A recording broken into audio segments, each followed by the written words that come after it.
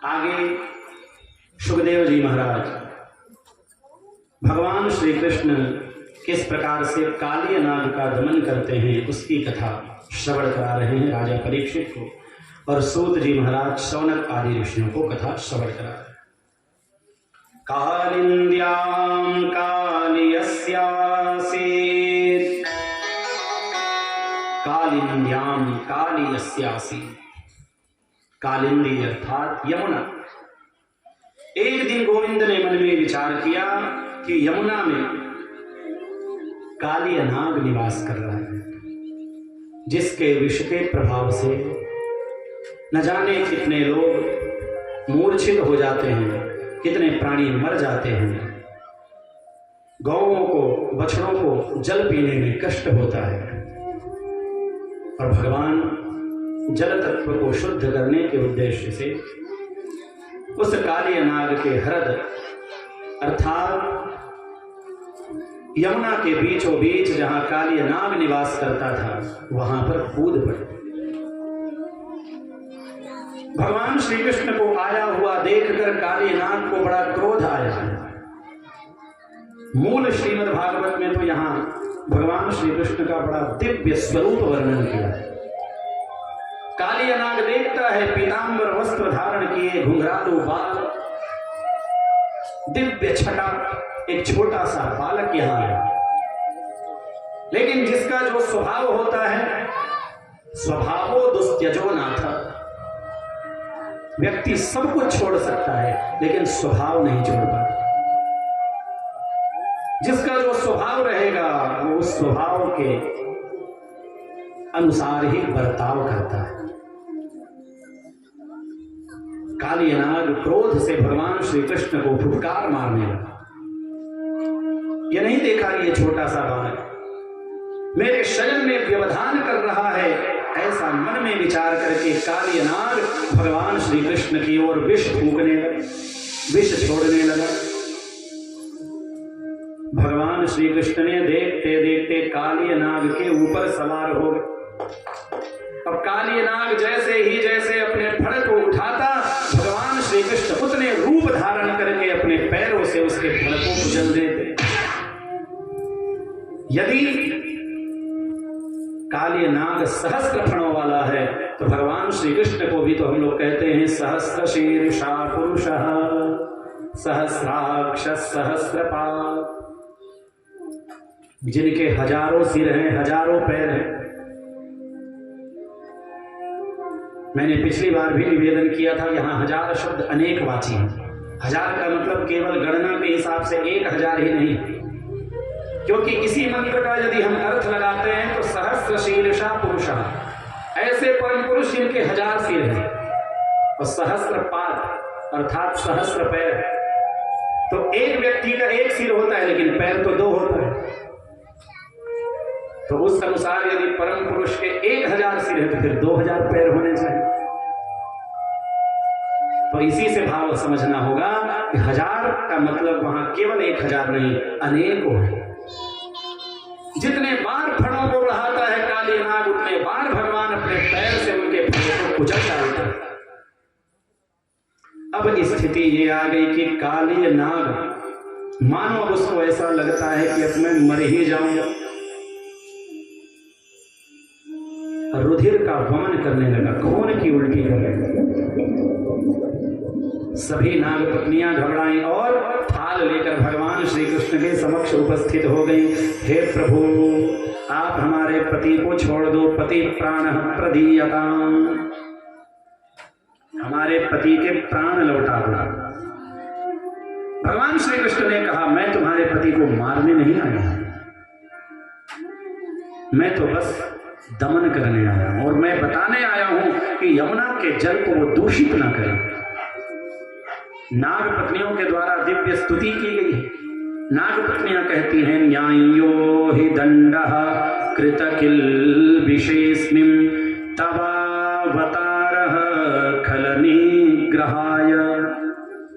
न्यायो हि दंडः, हे प्रभु आपने मेरे पतिदेव को जो दंड दिया है वो न्याय किया है।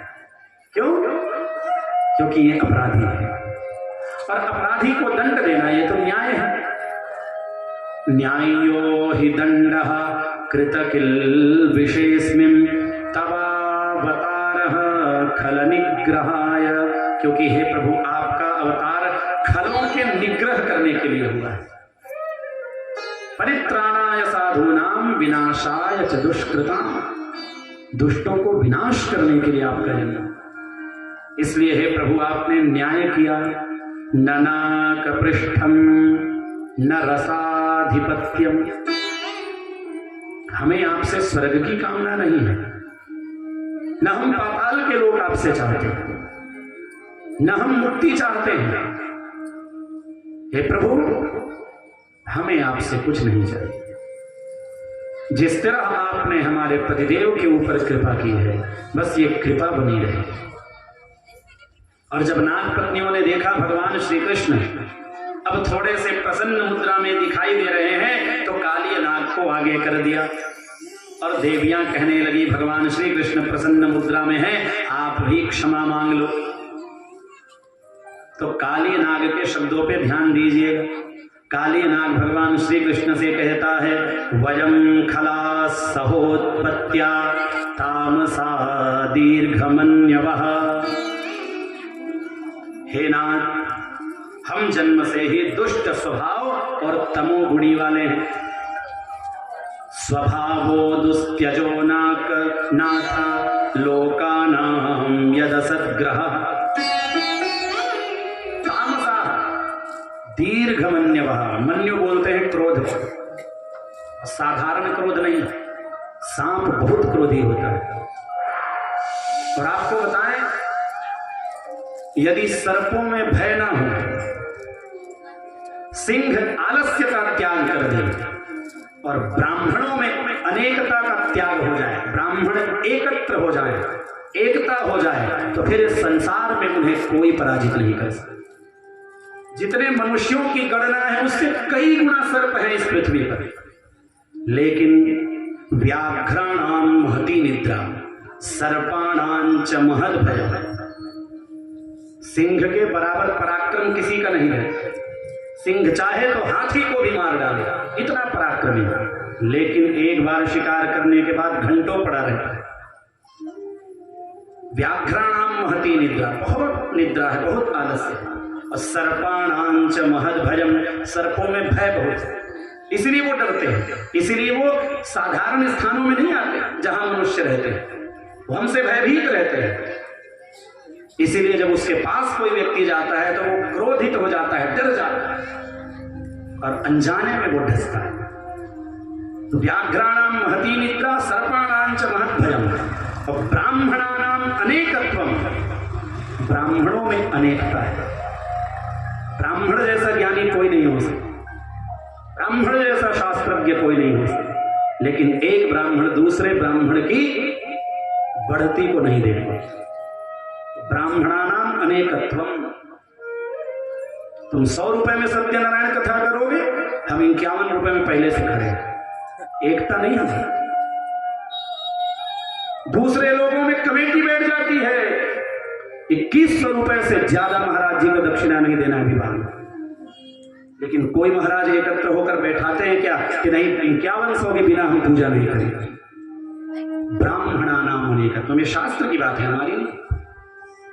इनमें यदि एकता हो जाए तो फिर संसार में कोई इन्हें पराजित नहीं कर सकता। तो इसलिए तामसाः दीर्घमन्यवः, हे प्रभु हम तामसी प्रवृत्ति के हैं, हमारा क्रोध बहुत है। और वयम खला, हम खल हैं, दुष्ट हैं। लेकिन क्या करूं प्रभु, त्वया सृष्टम इदम विश्वम, आप ही तो कहते हैं इस संसार का निर्माण मैंने किया। तो प्रभु आपसे एक निवेदन, यदि आपने संसार को बनाया तो मैं संसार से बाहर हूं क्या? त्वया सृष्टमिदं विश्वम धातर गुण विसर्जनम। और जब आपने लोगों का, सृष्टि का निर्माण किया तो उनमें गुण और दोष का भी निर्माण किया।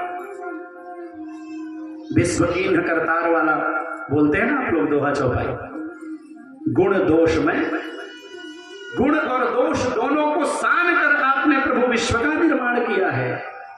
तो धातर गुण विसर्जनम, इसका अर्थ और नाना स्वभाव वीर्य ओज योनि बीजाशयाकृति। कौन जीव किस योनि में जाएगा? नाना स्वभाव, उसका स्वभाव क्या होगा? वीर्य यानी पराक्रम क्या होगा? योनि यानी किस योनि में जाएगा? इस सब का बीज आपके हाथ में। तो जब आपने समस्त सृष्टि का निर्माण किया तो उसमें सर्पों का भी निर्माण, और सर्पों के मुख में जो विष है वो आपने ही दिया है। हम लोग आरती में क्या गाते हैं? तेरा तुझको अर्पण क्या लागे मेरा। हे प्रभु, आपने यह विष दिया तो मैंने भी आपको विष दिया। लेकिन बड़े बड़े विद्वान कहते हैं, हम आरती में तो गाते हैं कि तन मन धन सब कुछ है तेरा, तेरा तुझको अर्पण क्या लागे मेरा। हे प्रभु, ये मेरा धन आपका, ये मेरा तन आपका, ये मेरा मन आपका। और उसके बाद आरती जब पूरी हो जाए, दूसरे दिन ज्योतिषाचार्य के पास जाकर कहते हैं, मेरा मन नहीं लगता पंडित जी, कुछ उपाय बता। मेरा मन शांत नहीं रहता, उपाय बता दो। तभी आरती में तो गा रहे थे कि वो मन प्रभु का है, तो फिर तुम्हारा कैसे हो? तो कहना और करना अलग।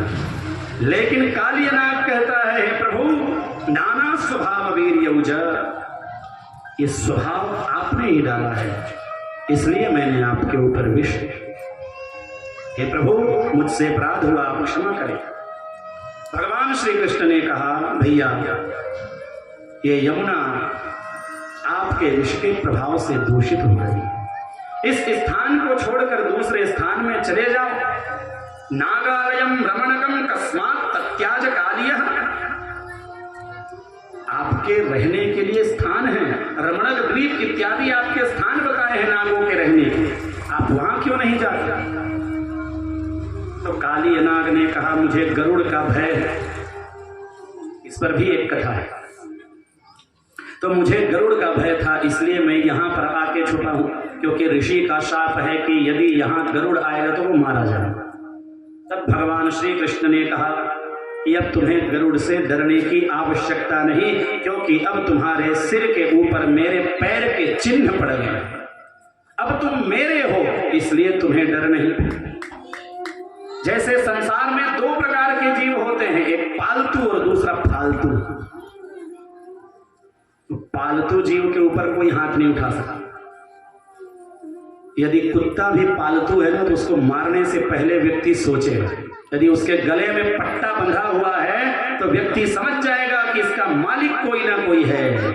लेकिन गले में पट्टा नहीं है तो फालतू कुत्ता जो गली गली घूमता है उसको कोई भी मार देता है, कोई भी दुत्कार देता है। तो भगवान श्री कृष्ण कहते हैं, मेरे पैर के चिन्ह तुम्हारे सिर पर अंकित हैं, इसलिए गरुड़ से डरने की